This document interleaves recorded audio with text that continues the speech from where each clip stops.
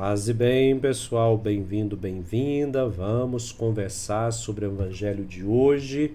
Então, sempre aqui, lançando esses vídeos mais no final da noite, para você já levantar de madrugada, quiser meditar, já pode meditar, que o vídeo já está aí no YouTube, tá bom? Então, partilhe esse vídeo, comente aqui também a sua experiência de rezar a Palavra de Deus todos os dias. Sexta-feira, 10 de outubro, então o Evangelho de hoje, Lucas 15, 26. Vamos ao texto? Acompanhe comigo. O Evangelho, Lucas 11, 15, 26. Naquele tempo, Jesus estava expulsando um demônio, mas alguns disseram: é por Beelzebu, o príncipe dos demônios, que ele expulsa os demônios.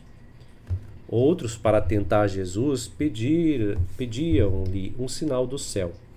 Mas, conhecendo seus pensamentos, Jesus disse-lhes: todo reino dividido contra si mesmo será destruído, e cairá uma casa por cima da outra.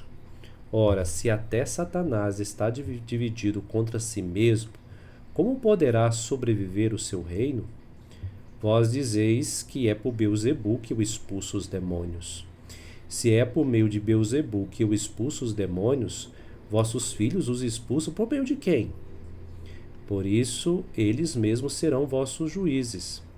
Mas se é pelo dedo de Deus que eu expulso os demônios, então chegou para vós o reino de Deus.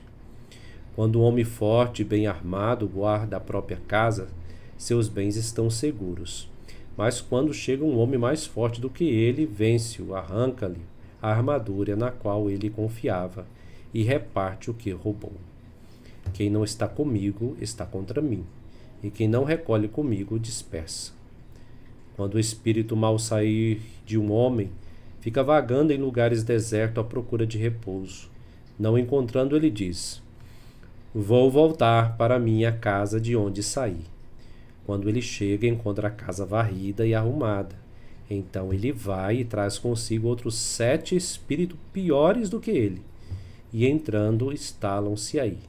No fim, esse homem fica em condição pior do que antes. Palavra da salvação, glória a vós, Senhor. Muito bem, é um texto que nos causa espanto, né? Assim, até mesmo medo, né? A minha leitura aqui que eu faço sempre é buscando os mestres da espiritualidade, aí os padres da igreja, né, místicos, para a gente olhar esse texto e trazer para a nossa vida espiritual. Podemos também fazer uma leitura mais pastoral de missão, mas nós vamos ficar um pouco aqui hoje com a leitura mais voltada para a espiritualidade e por consequência a missão, né? Mas vamos falar do início, de como que as coisas acontecem, vamos dizer, para que a missão seja fecunda. Uma coisa não está separada da outra, mas é porque por vezes nós lemos o texto tão só em vista da pastoral e da missão que nós esquecemos do mundo interior, né? Então vamos lá, devagar. Primeira coisa, aqui existe uma dúvida de quem está escutando Jesus. Qual é a dúvida? Por quem que este homem está agindo? Em nome de quem? Quem é esse homem? Quem é esse Jesus, né? Então, eles estão nessa dúvida, mas não é uma dúvida assim daqueles que querem conhecer mais. Eles querem fazer armadilhas para Jesus, né? Alguns disseram, é por Beelzebu, o príncipe que ele expulsa os demônios. Outros, para tentar Jesus, pediam um sinal do céu. Ou seja, são vários tentando, né, testando Jesus. E aí que está. Jesus vai denunciar essa concepção dividida, né? Então, um reino dividido contra si mesmo será destruído. E alertando eles, olha, como é que se eu estou fazendo o bem, vocês estão dizendo que é o mal? Como assim, né? Que coisa confusa é esta? Ora, vocês estão dizendo que eu expulso demônios por Satanás, então Satanás está dividido, está expulsando Satanás, né? Jesus está denunciando a ignorância dele. deles, né? Desses que vão testá-lo. Vós dizeis que é por Beelzebul que eu expulso os demônios. Se é por meio de Beelzebul, né? Seus filhos expulsam por meio de quem? Então aqui a denúncia dessa má vida que eles vivem, né?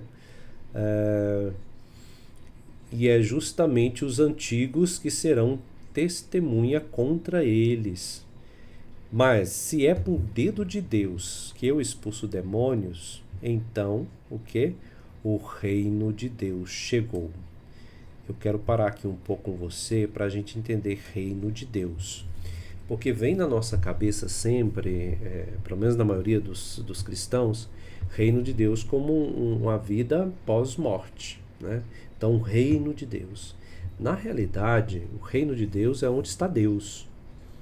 Né? Seja agora, seja no futuro, seja no nosso coração, no nosso comportamento. Então, quando você faz uma ação boa, por graça de Deus, porque toda ação boa é graça de Deus, não podemos nos arrogar, né? É a graça de Deus que nos ajuda.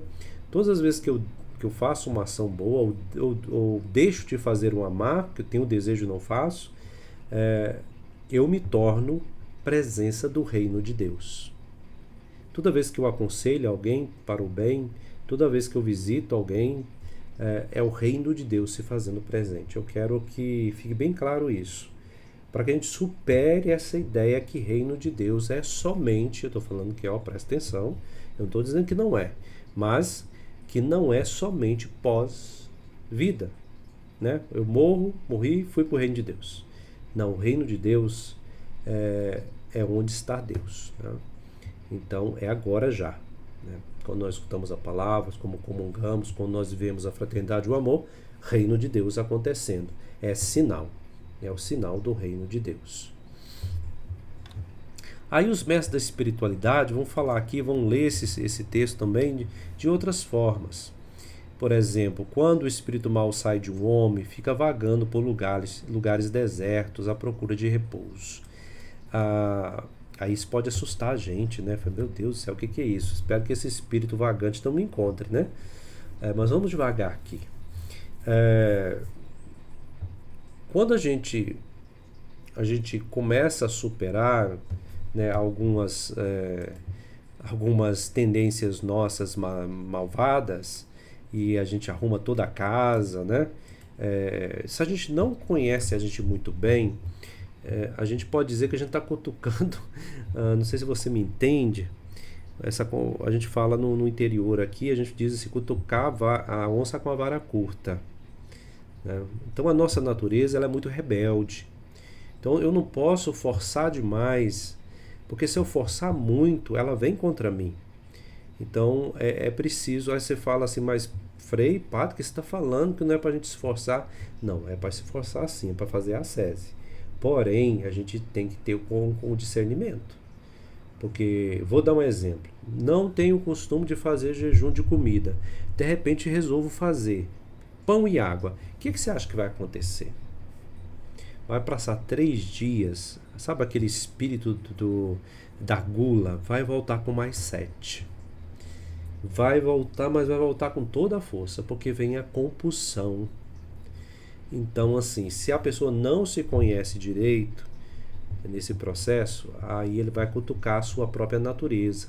E a natureza vai vir contra ele mesmo, né? Então, vai piorar a situação. Ele vai ficar mais descontrolado do que antes. Aí você fala, então não tem saída, Frei? Não, tem sim. Mas é preciso ir com paciência, calma, pedra por pedra, tijolo por tijolo, né?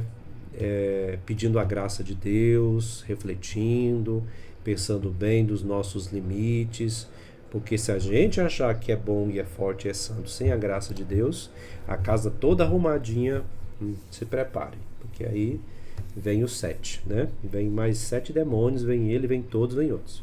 Demônio aqui no sentido de divisão, tá, gente? Uma divisão interior. E aí o que? Aquilo que parece. Já viu pessoas que de repente se convertem muito rápido e depois voltam pior do que antes? Pois é. É nesse sentido que alguns mestres da espiritualidade vão falar. Então vamos com calma. Não dá para construir uma torre alta se eu só tenho 2 tábuas. Vamos construir só com as 2 tábuas que nós temos. Que nós podemos fazer um banquinho? Vamos fazer um banquinho. Dá para fazer só uma tábua no chão para sentar? Vamos fazer só uma tábua no chão, né? Aqui muita oração, muito discernimento, pedir a graça de Deus para a gente saber discernir este ponto, que nem sempre é fácil a gente discernir, né?